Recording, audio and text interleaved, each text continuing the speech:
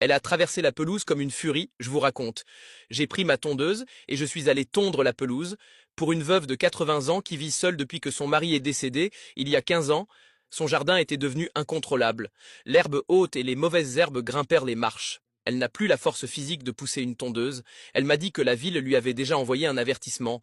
Impossible pour elle de payer. Alors j'ai décidé de lui donner un coup de pouce. 10 minutes plus tard, j'entends des cris alors que je venais juste d'éteindre la tondeuse. Je lève la tête et je vois sa voisine d'à côté qui traverse la pelouse furax, le visage rouge, le doigt pointé vers moi. Elle hurle: T'as pas le droit! Tu peux pas faire des travaux ici sans autorisation en profitant sur la vieille.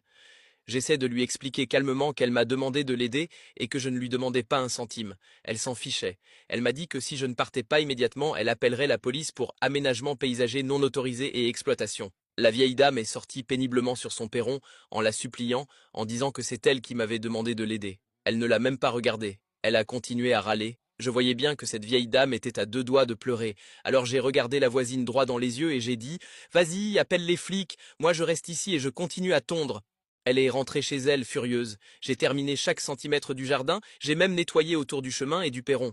Une fois terminé, la gentille mamie m'a serré la main et m'a dit: Ça faisait longtemps que personne ne s'était levé pour moi.